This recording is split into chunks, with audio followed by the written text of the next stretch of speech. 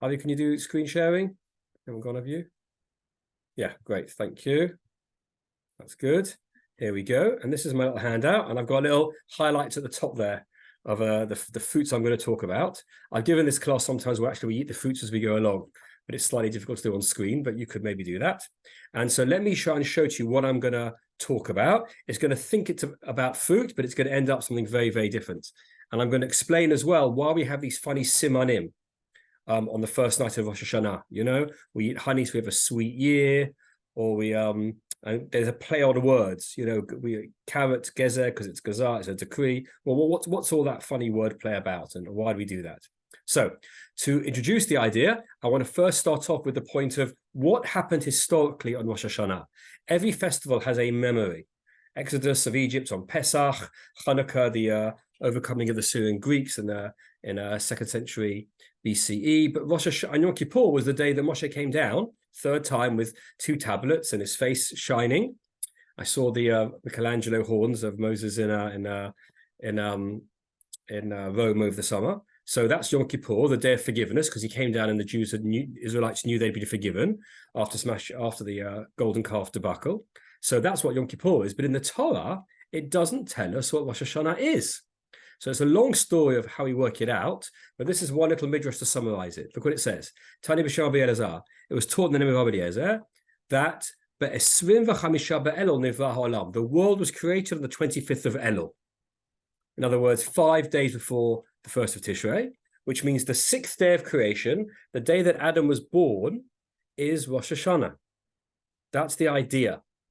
Now, it seems a bit funny, this. Is this an accurate text? Are we measuring in this way? Well, not exactly. You know, I did, if you know, but in the medieval period, these Christians tried to work out how old the world was. They were like, it's 4,000 years old, and 3 months and 2 days, and the world was created at 2 o'clock on a Thursday, you know. So obviously we're not any of that kind of silly stuff. What we're trying to learn is lessons from the Midrash. We're not taking it literally, we're taking it seriously. And what's this Midrash trying to teach us? That Rosh Hashanah recalls the day that Adam was created. Well, the Midrash tells you here what actually happened on that day. It turns out that Rosh Hashanah, God did a lot on that day. In the first hour, so that's the first hour since sunrise, so it's about 6 a.m., God's mind is to create humankind. Then God takes counsel with the angels, right? Nitya etzim malchei hasharet. So it's a good lesson here to always consult. Your etz is a modern Hebrew word for consultant. So God consults with the angels. 3rd hour assembles the dust. 4th hour kneads it together, then shapes an Adam. It's like making a golem here. In the 6th, has the lifeless body. In the 7th, and the shaped in the God made a lifeless body. In the 7th, God breathed the soul into Adam to bring him alive. And the 8th, God brought him to the Garden of Eden. Now, that's very interesting, by the way, because if I asked you, where was Adam born? You'd probably say, in the Garden of Eden. But he wasn't. If you read the text carefully, it says God made Adam, brought him to life, breathed into him, then took him and put him in the Garden of Eden. So the question stands, where was he until then? Right? Adam is a otherworldly creature that's brought into the earth, interestingly, conceptually anyway. So we'll talk about that later on, hopefully. And then look at this. In the 8th hour, God brought him to the Eden. In the 9th, Adam was commanded not to eat from the tree of knowledge of good and evil. Right, don't eat the fruit. We talked about apple picking. Don't eat the fruit of good and evil. In the 10th, Adam transgressed, which means, by the way, he lasted 1 hour. Right, 1 halachic hour before he sinned. And the rabbis talk about it. Adam only had 1 light sin to keep, but he didn't last more than an hour. So we Jews aren't so bad if we could hold on to our laws a bit longer than that. Anyway, he breaks it. Now, by the way, if you do the timing, so the 6th hour is midday, 7th is 1 in the afternoon, 8th 2, so it's 3 o'clock in the afternoon, don't eat from the tree. 4 o'clock he sins. In the 5th hour he's judged, it's Friday afternoon at 5 o'clock, right? And in the 12th he's granted a reprieve. What does that mean? God says, and the Midrash carries on later and says, that God let Adam stay in the Garden of Eden until after Shabbat. That was the tradition. He stayed in the Garden of Eden till after Shabbat. Basically, God felt sorry for Adam, and he said to him, stay for Shabbos. And that's the origin of the phrase, come stay for Shabbos, which we say to people. And you might know this. There's an idea that when Adam was in Eden, he was protected by this shell that surrounded his entire body. So he was kind of secure and safe. Again, not literal. It's an idea of security and safety. And when he left Eden, that shell disappeared.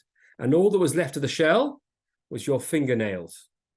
And that's why at Havdalah, if you do the Havdalah service at the end of Shabbat, you wave your fingernails in front of the fire. You're recalling the loss of the Shelah protection of Eden and being kicked out into the world where you have to make fire, which means Adam spent 2 days in the Garden of Eden on Friday and Shabbos, which is interesting because nowadays Rosh Hashanah never falls on a Friday and a Shabbos.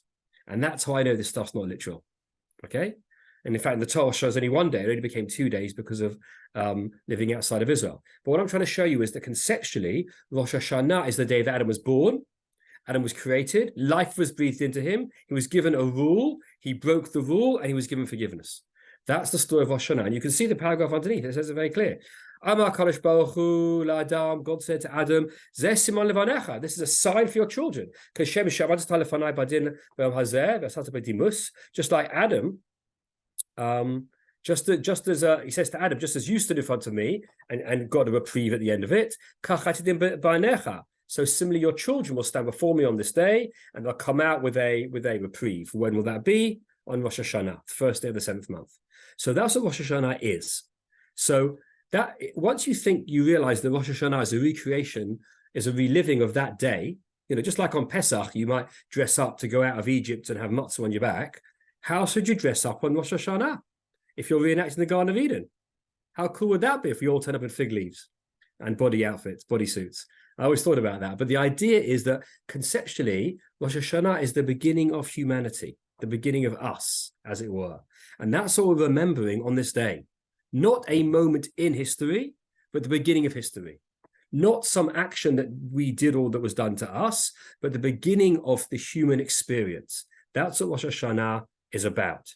Now, if that's the case, eating from the tree becomes a Rosh Hashanah issue. Can you see that? Eating from the tree becomes an issue. And I want to know, what was the fruit?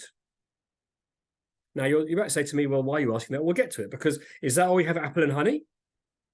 To a sweet new year, but do we have an apple to recreate the Garden of Eden? Well, let's see. Let's just look at the verses in the Torah briefly. These are the verses where, let me just close that. When God told Adam not to eat from the tree, he didn't mention the word fruit at all. He just said, don't eat from the tree. The first time the word fruit occurs is in chapter 3, when the Nachash turns up, look at and says to the woman, Af ki amar lakim lo tachlu mikol etz hagan? Did af means kind of, really? Did God really say that you can't eat it? Sources, Jennifer, you're asking by chance. So Ari's put the sources in the chat. And also you got it on the screen here, but we'll send it at the end as well. So you have the source over here.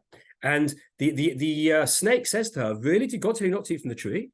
The woman says, this is verse 2, El hanachash, to the snake, serpent, mi pri eitz hagan nochal. We can eat from the fruit of the trees in the garden, mi pri eitz asher b'toch hagan, but the one in the middle of the garden, malakim lo tochlo, God said, don't eat it. But not to Gilbert, don't even touch it, lest we die. She added a bit of extra law there, stringencies, and Jewish leaders have been adding stringencies ever since. Anyway, and the serpent says to the woman, Lo mot tamutan, you won't die, because God knows, the day you eat it, mimena, the day you eat it, your eyes will be opened. Your eyes will be opened. Now, interesting about that, it doesn't say niftechu, like poteach, hadelet patuach. It doesn't say they'll be opened physically, but nifkuchu is a kind of opening of the inner eye, from pikeach, smart. So you'll become smart. Your third eye will open, as it were. V'detem kelokim, and you'll know that you're like God. Your day tovah, like knowing good from evil. And this is what the serpent said to her. And the woman saw that the tree was good to eat, and she desired it, and it was good for wisdom, a source of wisdom, and her skill to understand. And she took from its fruit, and she ate it. And she gave her husband as well, and he ate it as well. So they ate a fruit. But what was that pre? What was the pre? If you look in chapter 1 of Bereshit, I've got it up here, when God makes trees, it says trees that bear fruit, and the word for fruit is pre. So the Torah never says apple. Never says apple. Where do we get apple from? Where did that tradition come from? The idea that it's an apple. Well, I'm going to tell you that it's wrong. Doesn't mean you shouldn't do apple picking. It's a lot of fun. But it was not an apple in the Garden of Eden. The rabbis have 5 theories of what it was, and not one of them is an apple. So let me just show you an introduction of 3 theories, and we'll go into more depth. And again, are we trying to work out what a physical Adam really put into his mouth? No. This is ideas, but we have to do the story first before we turn it into a conceptual space. So first things first, what was the fruit? So let's go to the Gemara, and they're discussing actually Noah. When Noah comes out of the ark, remember he's quite shocked at the destruction that's happened.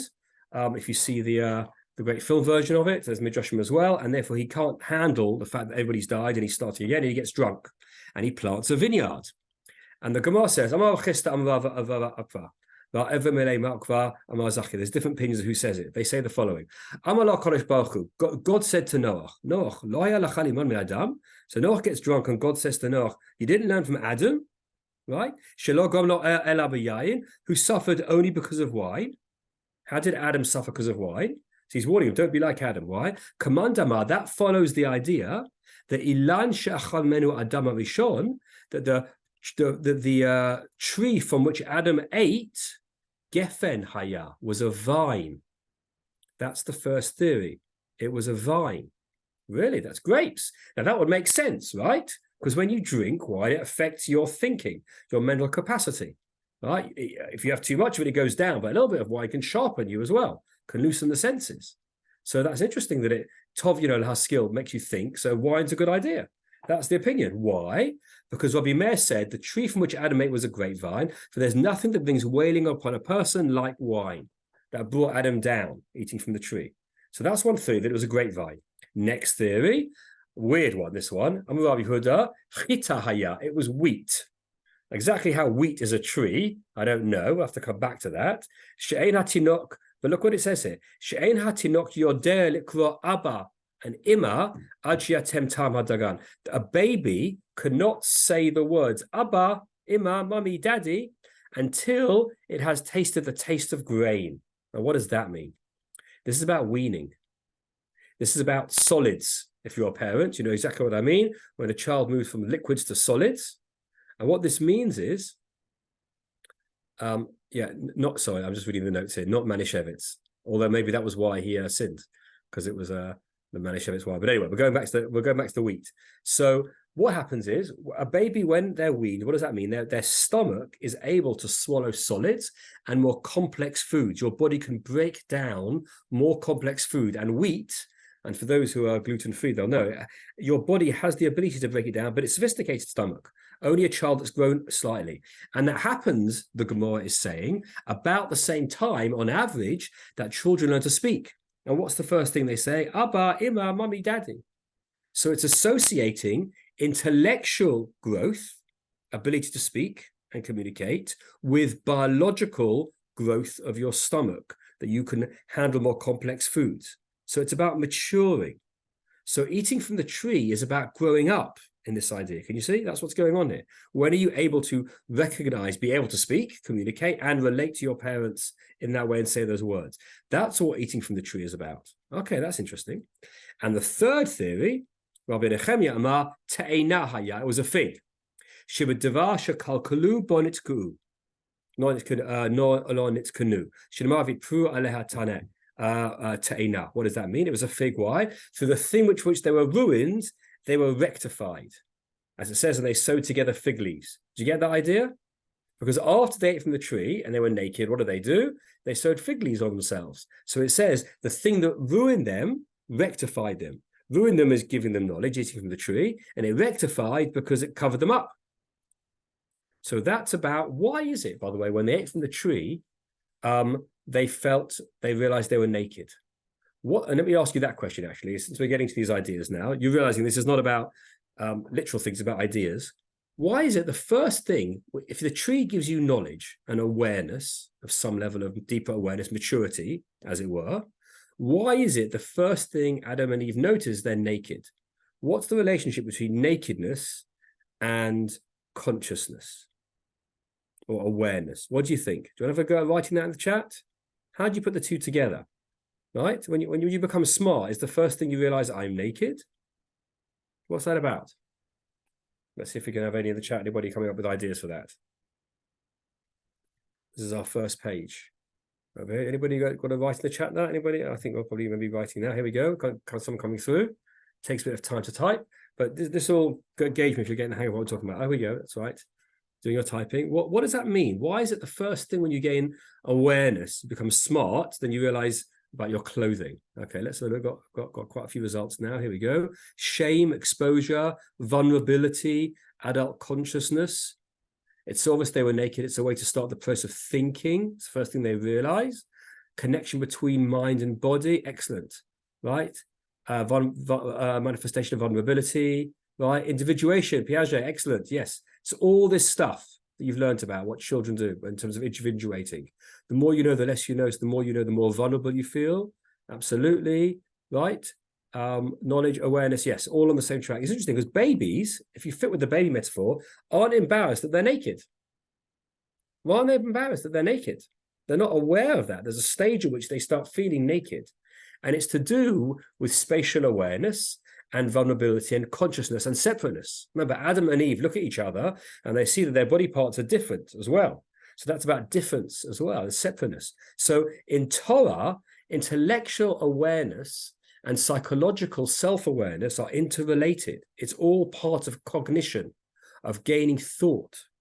And that's what eating from the tree is about. And that, my friends, is what Rosh Hashanah, to an extent, is about. It's the birth of awareness. The memory, right, the shame comes from awareness as well. Neil, you're absolutely right.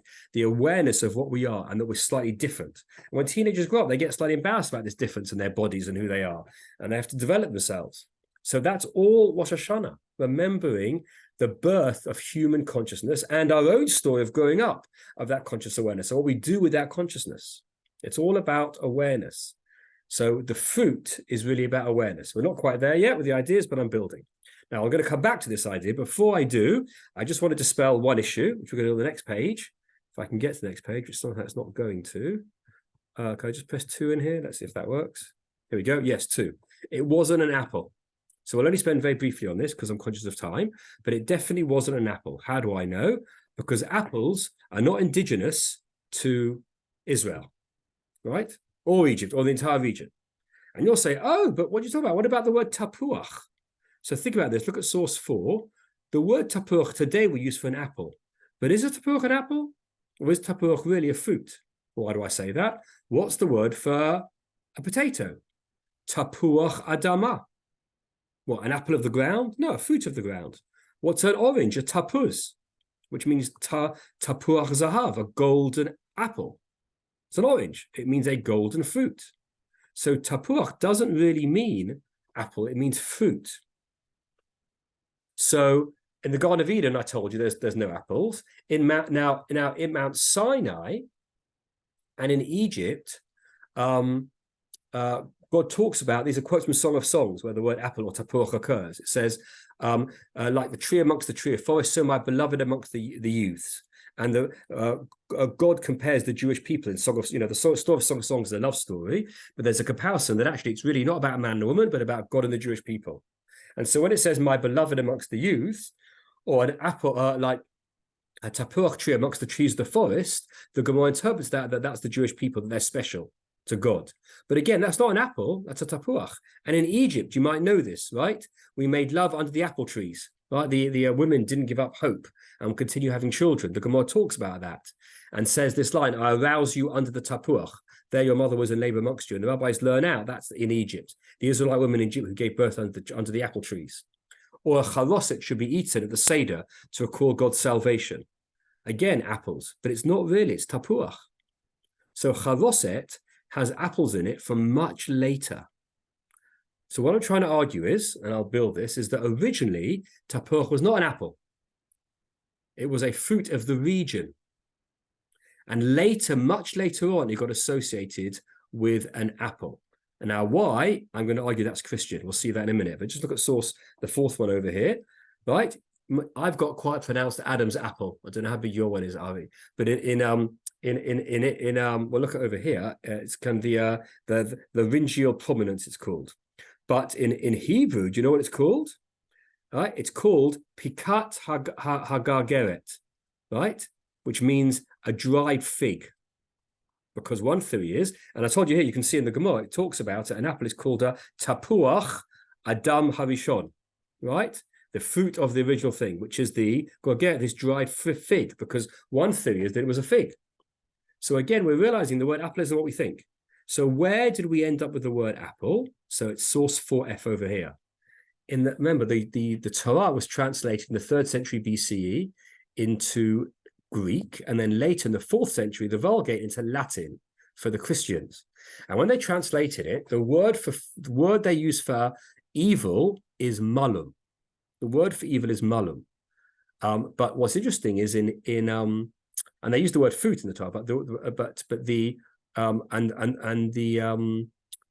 the word for apple as well is malum. So when they associated evil, the tree of good and evil, because malum and malum over here is pronounced slightly differently, are similar, that's what many have argued is how it came to be that people thought it was an apple, specific fruit to do with that. And again, you're looking at your Latin translation is not taking place in Israel anymore. It's in Europe, and the apples is the common fruit, and that's what they think that it is.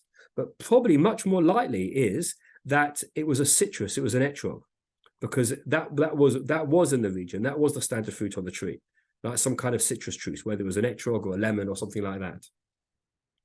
But the point I'm making is that if you look at the Talmud and the Midrash, there's lots of theories of what the fruit was, but not one of them is an apple. And that's a much later issue that comes from Christianity. That's quite interesting. So I know we have apples and honey on Rosh Hashanah, but again, that apple might be a kind of historical anomaly about why it's to do with the tree at the Garden of Eden, but it's quite fun to know that. Now, is this really a conversation about fruit? Why is Rabbi Zarum going on about fruit the whole time? So look what the Midrash says. Rabbi Yossi said, three things were said of the tree. It was good to eat, it was beautiful to the eyes, and it added wisdom. So it was good to eat, it was good for you. It was beautiful, so it was something which was attractive, and it added wisdom. And the Midrash here gives all the 3 ideas based on that verse that we read. Now, we're not really talking here about fruit. What we're talking about is gaining wisdom, or even more accurately, the nature of wisdom. Just looking at the chat as we go here, because people have some interesting things. Spanish use dates in charoset. That's interesting, what they're doing. Interesting explanation, but I'm not sure Apple has ruled that totally. How do you know that Eden was in Israel? Good question. How do you know Eden was anywhere? Right? But what I'm saying to you, though, is that there is no tradition that it was the apple that we know now. That the word tapuach is not associated with the word apple that we have now. It's a much later change. So it could have been, but there's no reason to think. And none of the rabbis in any of the midrashim anywhere thought that it was, which is interesting. But what I'm arguing today is that it's not really about fruit we're discussing. What we're discussing is the nature of knowledge. And when I ask the question, what was the fruit? What I mean is not what did it taste like, but what was the metaphor for knowledge? So what I'm really discussing, and it's a highfalutin word, so I'll just say it briefly, is epistemology. Epistemology is defined as the study of theories of knowledge or ways of knowing, particularly in the context of the limits or the validity of various ways of knowing. That's what we're discussing. What is epistemology? What is the nature of wisdom according to the Torah? And that's what makes us human, right? Because we got that ability to have that wisdom in the Garden of Eden on Rosh Hashanah, and that's what we're recalling. That's what Rosh Hashanah is really about. Now, finally, you might get the simanim, and I'll take a break for a moment before we go deeper on this, right? We have these weird things where we say, and I've got a whole list of them over here, right? Where they play puns. They do a pun of, it says here, you'll have dates. Why? So shetim'u son'enu, the enemies will be ended. So ending and dates are a similar word. So they're puns. We do them in English, by the way, in my house. We say, we have some meat, so we'll meet nice people. Or eat figs, so we'll figure things out. Okay, my favorite one is do you do this kind of stuff? I'll explain the puns now. But do you know this great pun where you have a salad made of lettuce, raisins, and celery, and you say, "Let us have a raise in salary." Get that? Let's have a raise in salary. So, what are these puns about? They're kind of weird. That what really making this pun makes it happen? But just think about it. What is a pun? It's the ability in our mind to take a physical object in the world, but then talk about it and think about the word itself, not the object that it associates with, but the idea of cognition, my connection to it, and make an association in language, not in reality. So we gezet for gazar dinam, to avert the evil decree. There is no relationship between carrots and decrees, but in words, they are connected. And that is an ability of human consciousness. So what do we do on Rosh Hashanah? We're exercising deeply the very thing that God gave us. That's why we're punning. You understand? That's the game. It was done in Yiddish. Look it up. There were lots of Yiddish puns that people used to do. You could do it in English. My favorite one, actually, was at a table once. There was a single guy who really wanted to get married. And he scraped out a carrot, a bit of carrot and a kind of scraping, and made it into a circle. And he put on a piece of bread. And he said to me, Rafi, he said, this year, I want to put a 1 carat ring on a beautiful kala, like a bride. Very impressive. But again, it's punning. It's explaining our ideas through words and so on. And that is what happened in the Garden of Eden. So Laura's saying punning is a very English form of humor, more so than American. Interesting. I can make a comment about why you say that. Could be, but it's a love of language.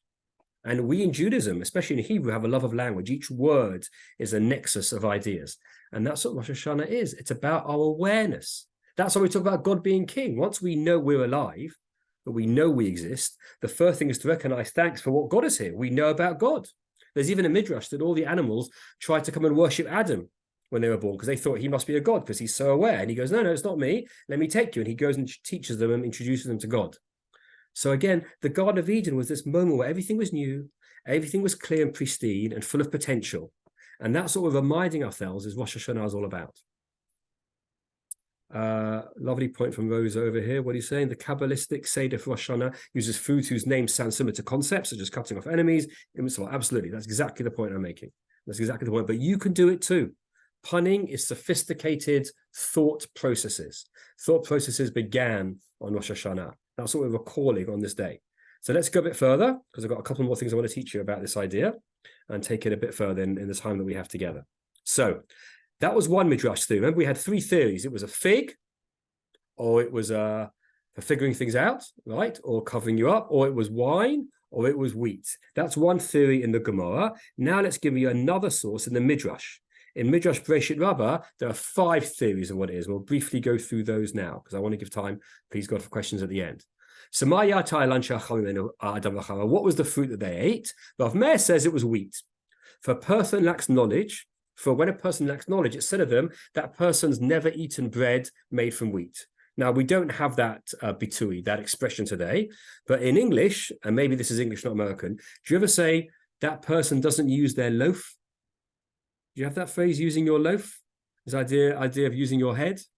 Okay, so it's an English pun as well. But some of these puns are, or phrases have been lost. But look what Shmuel says. But is it possible that it was wheat? Rav Meir said, yes, surely tree is written. He said, it grew lofty like the cedar of the Lebanon. So it started off like wheat and then it grew big and strong. So again, this theory of knowledge is about ability to digest. That's what this one's about, digest. And have you noticed, by the way, and I've mentioned this a few times, how many metaphors for learning come from digestion? You say, let me chew on that idea for a little bit. It doesn't sit well with me. I can't swallow what you're saying. Well, what are these metaphors? It's because how does knowledge work? I'm speaking into a computer and you're hearing it, it's going to your brain and you're processing it and assimilating it in your mind. How does that process actually work? We can't see it. So therefore, in language, we found metaphors, and the best way of gaining something inside us is eating. So we took the metaphors of eating and digesting and swallowing and chewing and applied them to language. And that's what's going on here, the process of swallowing idea.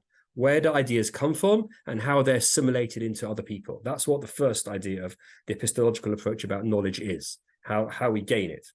The second one, the grapes, is different. This is the grapes of wrath. Right, brought bitterness into the world. That is an interesting idea. Knowledge goes with bitterness. Why? We talked about it. Vulnerability, awareness. The more you know, the more you realize how complicated and difficult this world is and how challenging it can be. That's why we say ignorance is bliss. But gaining knowledge can be wonderful if we know what to do with it. But if we don't understand how to handle it, we can go downhill. That's interesting. That's the second idea about knowledge, of how you handle it. The third approach is a new one we haven't had yet. The etrog. Look at this. Etrog haya. It was an etrog. Why? Because it says when the woman saw the tree was good for food, right? It didn't say that the fruit was good. The tree was good for food. So what does that mean? And really weird this. Go forth and see what tree is whose wood can be eaten like the fruit. That is the etrog. What? What does that mean? That the etrog is like a tree? Now, think about this. You probably know this. What happens to an apple after a couple of days? It goes moldy. What happens to an etrog? You know this. What happens in October, November to your etrog? Does it go moldy? No, it goes hard. In the rabbinic view, it turns back into wood. It turns back into tree. So etrog is a very special kind of fruit because is it a fruit or is it the tree? Now, if you read chapter 1 of Genesis, and again, I'll do this very briefly, and there's midrash about this, God said, I'm going to make fruit trees. But in the end, he made fruit-bearing trees, right? So originally it was going to be pre-etz, and it became pre-etz or sepri. There was a separation in creation between the growth and the result, or in English, fruition. What does the word fruition mean? It's when something comes into reality. So the idea here is that originally an idea would be very close to its original plan. That you'd see the tree, the fruit would come directly, you'd actually eat the tree itself, you'd get it. But then evolution evolved and it became a process. So you only had the fruit at the end. You didn't always know what tree it came from. And that's a great idea about wisdom. Do we know ideas and where they come from? You know what's interesting? When I was in yeshiva, the word we used for reading Jewish pieces was Jewish sources. When you study in a shir, it was a list of makorot. Makorot means sources. But when I got older and I went to all these colleges and adult education centers, you know what the word you all use is? Texts. What's the difference between texts and sources? Well, texts are disembodied, are disconnected from their origin. They're just texts. Whereas sources in the word makorot is about they come from somewhere.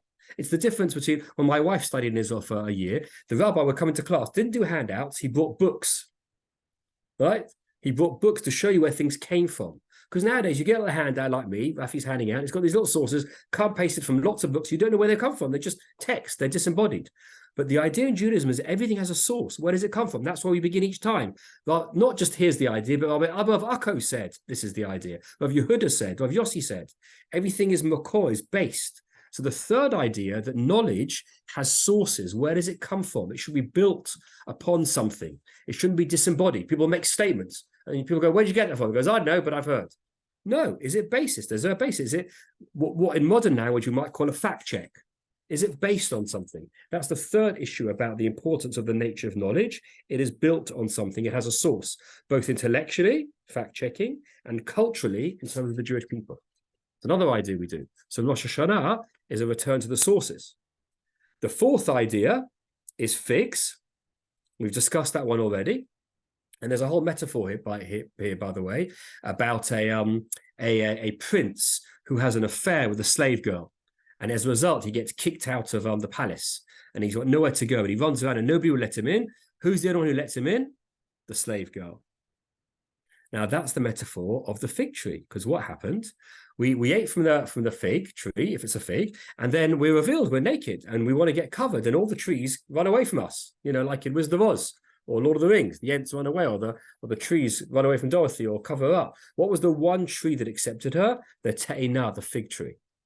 Now, I've explained the first three theories of how the fruit relates to the concept of knowledge, right? The epistemology of the etrog was the connection between source and expression, fruition. The idea of the grapes was about the vulnerability and the sadness that comes from knowledge sometimes. And the idea of wheat was about maturing and complexity and digestibility. Now, my friends, it's your go. I'm going to read 4, and we've done fig. What is the conceptual idea that the fig is teaching us? What does it mean in terms of knowledge that the fig, that the fruit that we ate from that gained us awareness is the same tree that then gives us coverage and clothing and protection? Can anybody think of that?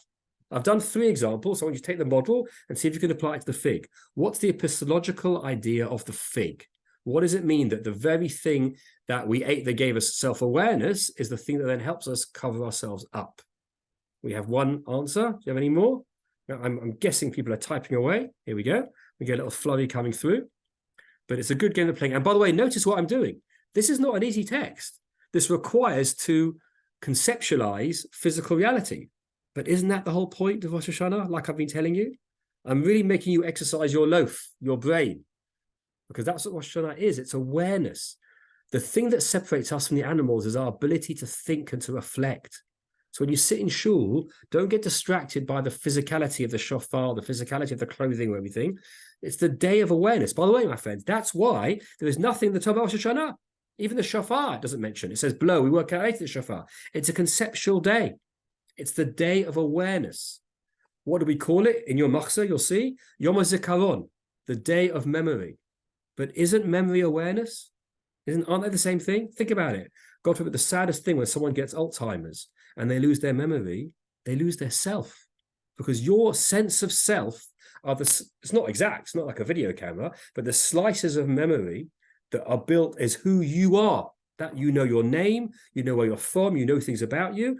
That shows that you have a sense of self, right? When someone wakes up from a coma or they fainted, what's the first thing we ask them? Who's the president of America, right? Because can they think? Do they know stuff about their world that they're in? So that's Yom HaZikaron, the day of memory, means the day of awareness, the day of self. Right? And to remember is to put things back together again. Remember, think about it. To remember is to put things back, to understand how it all fits together. No memory, no self. Rosh Hashanah is about who you are, literally. So we've got 6 answers. Let's see what you come up with. Let's see if you're following, if I've been clear. Knowledge has many layers. That's quite nice. I like that. Here we go. Learning is a process starts from the first step. Eat, then cover. Okay, so you're relating the two together. Good, nice. God gives us self-awareness, and God is also the source of redemption. Excellent, Rob, as well. The two things come together, gives us solutions to our questions. Right. We only have questions. Who said that? We only have questions, Ruth, because we ate from the tree. And then the very eating, which makes us alone and self-aware and naked, eventually we gain answers through that very investigation. So little knowledge is a bad thing, but more knowledge helps us.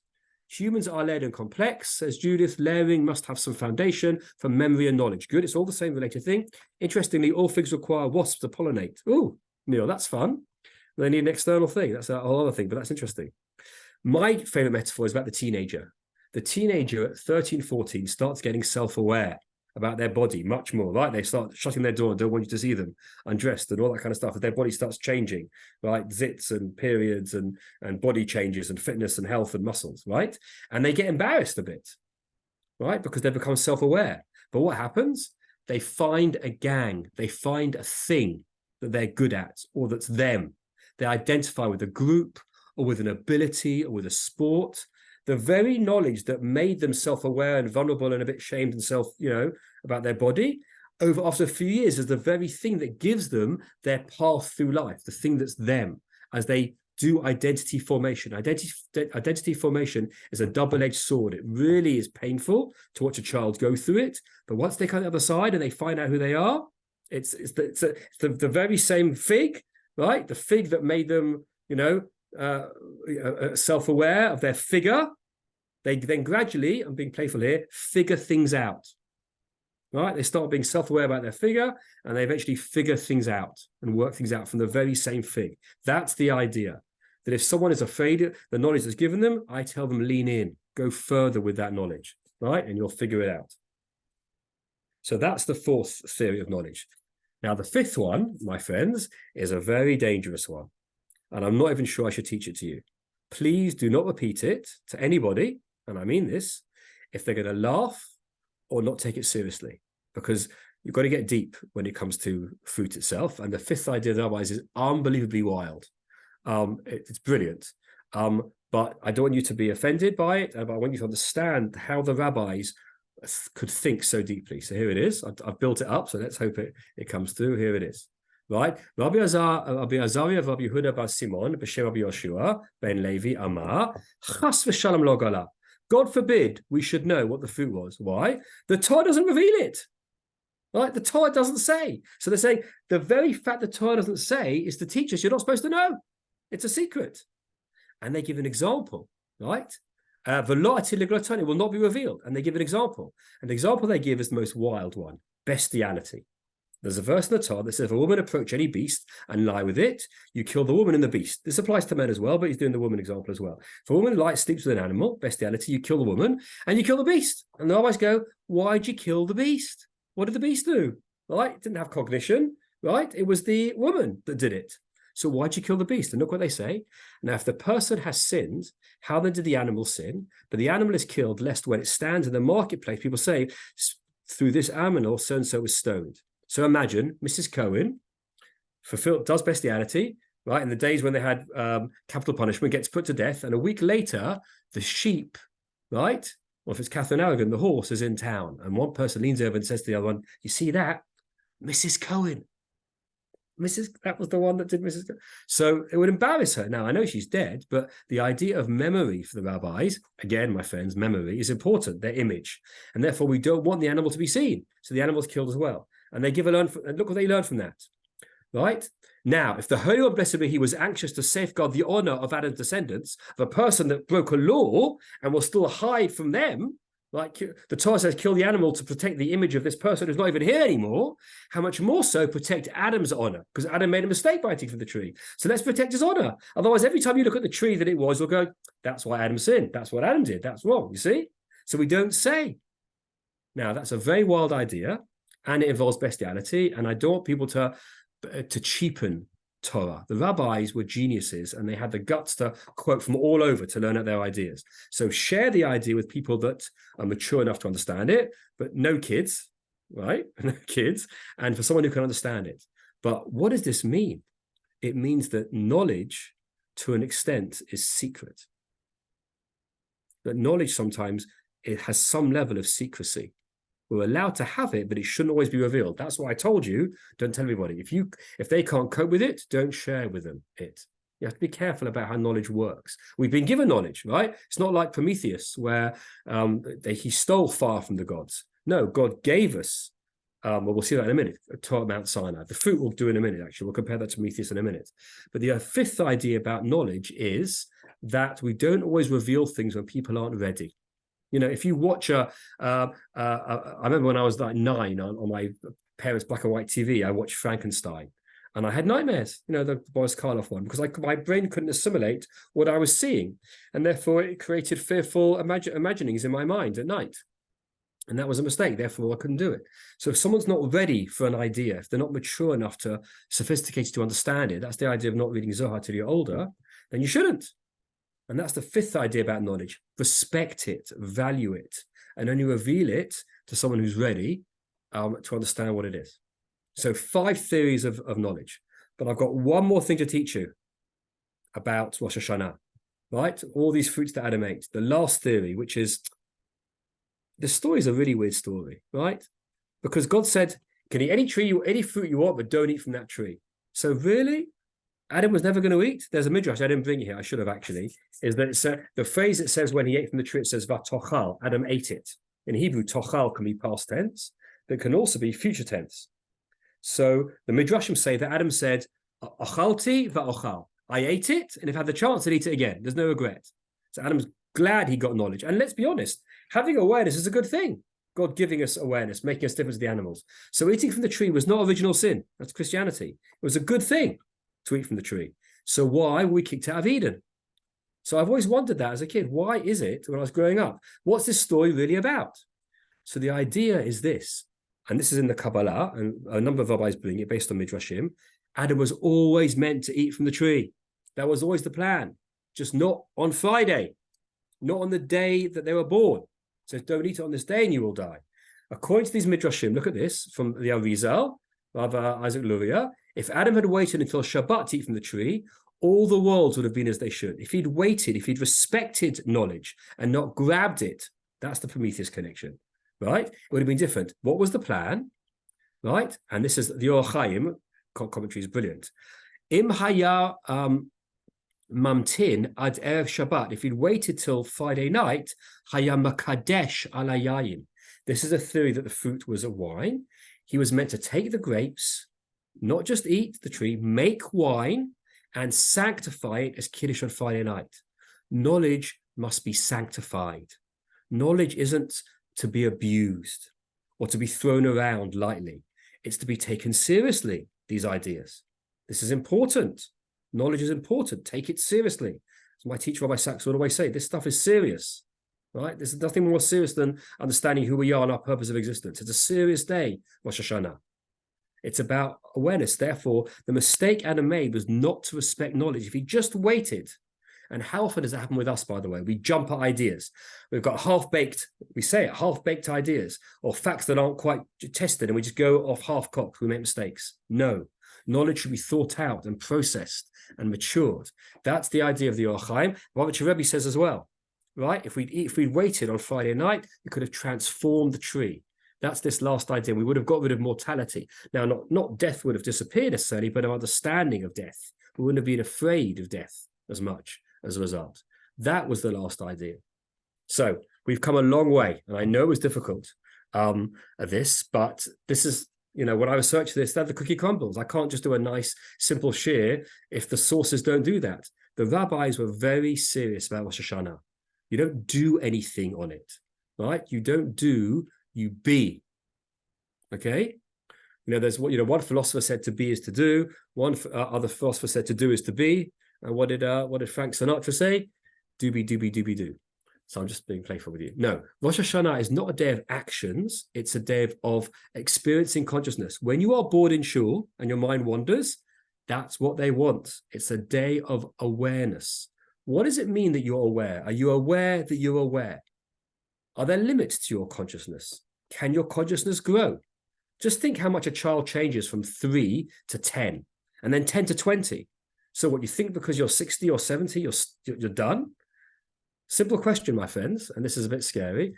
Do you believe there are higher forms of consciousness that you have not reached yet? I'm not talking hocus pocus, taking, ayahuasca, although apparently that's quite a meaningful thing to do, right?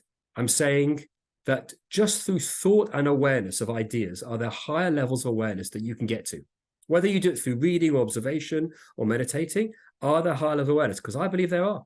As long as we're alive, there's more to know. There's more to realize. And that's what Rosh Hashanah is about.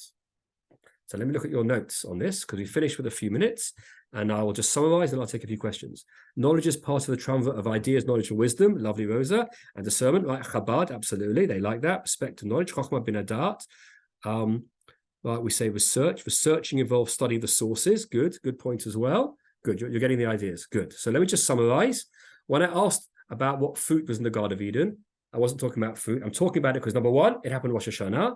And number two, when the rabbis discuss fruit, what they're really discussing is the nature of knowledge. And when you do simanim, you're playing with knowledge. You're playing with the brain that God gave us and that awareness that happened in the Garden of Eden on Rosh Hashanah. And that's what Rosh Hashanah is about on the deepest level. It basically is a chance, if I can be playful, to take another bite of the apple. So, thank you. Any questions or comments? Thank you, Ari. Any lots to think about? Yep. To use our brains on. Yeah, people are putting notes. A few things. We actually had a CSP event with it's a rabbi. I've been emailing him. He's a young man, but he was very fascinated by the etrog. So he did a whole research, the etrog, and he actually discovered the etrogs come from China. They were not in the Middle East. So we got the etrog one, we got to drop out because he's proven it comes from a certain valley in China. I want to make sure you knew that. Yeah, the question is, how far back did it come? Oh, no, it's like there's a valley in China where these etrogs grow wild, and he showed actually how it came from China through India, through the different worlds at the time, the empires, and ended up in gardens. It ended up in gardens in Israel, and the rabbis saw these etrogs growing in the gardens, and then that's how it becomes the etrog that we actually know. I'll tell you something amazing about that, because the Gemara, when we say an etrog over an etrog, if you look at the Torah, it does not say etrog. It says creates hadar. And the Gemara gets to two possible fruits, right? One is the etrog. I forget what the other one is, but the other one was poisonous. The rabbis go, well, it couldn't have been the poisonous one. It must be that one. So the point I'm making is they don't know. It's clear from the Gemara. They don't really know what it is, right? It was some indigenous fruit to the land, obviously, because it was in Israel, but they didn't know what it was. So they assumed it was an etrog. So if he says it really isn't that, that's interesting. We've adopted it now as tradition, so that's fine. But the point I'm making is that, even the word etrog does not occur in the Torah. So it was the rabbis trying to work it out. Again, cognition again. Any other comments or questions people have? I'm happy to answer if anybody's got, or I'll share. I was looking up the funny puns. There's some good ones out there. You should have the sage at your table for wisdom. Tarragon, so terror will be gone. Squash, so God will squash your enemies. Sunflower seeds for illumination. Avocados for divine advocacy. Oh, there's tons. Right, but the idea for me is to get your children or people on the table to make them up. Because I have a 5-year-old and a 7-year-old, so we'll work with them. But yes, you play with them. I do the puns in the family, and my wife always groans. But now I'm going to say that it's a sign of intelligence and consciousness. Well, it's a sign of using intelligence. Right, but you have to have it to use it. That's right. Right, absolutely. So that's the idea of it. When we stop getting puns or we stop getting jokes, then we're not as aware as it used to be. That's the idea. Passion fruit for passion and or compassion, which I love passion fruit, but it's very expensive here. If you have a passion compote, then you can have compassion. That'd be good. All right. Grains for brains. Coffee to breathe easy. So, we did a whole program about Judaism and using the new legalized substances to gain access to different parts of you. So I guess we should offer, the high holidays must mean something more than just important holidays. You have to I always joke they should hand out certain substances at synagogue because it would make it much more interesting for some people, right? When you walk in the door. But I think Shlomo Carlebach used to say, I smoke pot, but Shabbos is higher. So the Shabbos itself, you can create these scenarios through experiences, and we do have experiences of Rosh Hashanah in Shul when the community sings together, and I'm sure your wife will do this beautifully. When the community sings together, and you're taken with it, and you're in the moment, it is a transformative experience for you. Some wonderful notes coming in here. Rob's lovely idea about having apples and not being an outsider. Let us all be healthy and wise. All that stuff. You're having fun with this. Good. Libby, I asked where you got the puns from. Will you put that in your notes? I'm sure you will. Yeah, there'll be a follow-up. We'll do the handout and the follow-up. We'll do some puns. And we'll probably find some good use of food words for education. I'm probably if you want to read a deep book about psychology or mental development or educational psychology of Rosh Hashanah, that all fits with this idea that we're reliving that moment in Eden when everything was new and everything was fresh. We had this potential of what we'll do with this inner knowledge that God gave us. And do we sanctify it or do we grab it? That's the challenge. The ultimate challenge, of course, is if God knows everything and God knew what Adam and Eve would do in the Garden of Eden, and knowledge isn't bad, why not just let them see the tree at the appropriate time? Why set it up so they would fail and choose the tree earlier than they should? Well, to quote Joel Grishaver, right, who quotes, I think, Elie Wiesel, because God loves stories. And only through stories do we learn. Okay. So I always say bring books to shul. And then I get people mad because my wife is the chazan. Not when my wife is the chazan, but there's some. If you're at a shul where it's like a droning chazan, bring books. I've got a lovely story about that once. There was a new book by John Gray. He's this wonderful philosopher, a bit negative. Rabbi Sacks wasn't a fan because he's brilliant at describing the problems, but not the solutions. But John Gray wrote a book called 7 Types of Atheism. It's a great book. So I was reading it in shul. So the rabbi comes up to me, he looks at the title, he goes, "Really, Rafi? One's not enough. In my synagogue, you got to do 7, really?" But it's a great book. Well, what I've learned is you got to take your book and put it in. You have to have a big machzor, and you put the book in. You can't just read your book. Okay. Or also, don't sit in the front row and put it on as a wrapping for your book. Right. It's easier. Yeah, we should have a CSP machzor, just a fake facade for everybody, so they can bring their books. Okay, everybody. Well, I want to wish you well. It was terrific. What a great way to get ready for Rosh Hashanah and food. So it's like thinking and food today. It's great.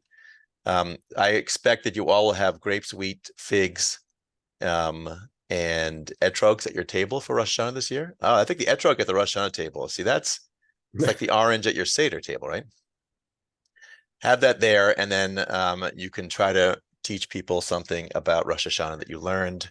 Please make sure you reference Rabbi Zarum as the teacher, because that's our tradition, and CSP is great as well. Thank you, everybody, for joining us, and we're really a great teaching. We wish you, Rabbi Zarum, you and your family, a sweet, a happy, a healthy, a thoughtful New Year. Amen, amen, amen. Shana Tova, and as the Sfarim say, Tiskula Shrim Rabot. May you merit many, many years v'tovot, many good, wonderful years. You do wonderful stuff here at CSP. I love all you guys, and I'll see you again soon. Shana Tova. Okay, and then if there's anything from the London School of Jewish Studies you want me to share with the group, please send it over. Some good study. Okay, because I'm giving a class next week. Do you want me to send you the link for that? Yeah, people. Yeah. Okay, I will do that. I'll do that People tonight. Thanks join very much. Thanks, everybody. Be healthy, okay? I'm wishing you all a healthy year. Yeah. Okay.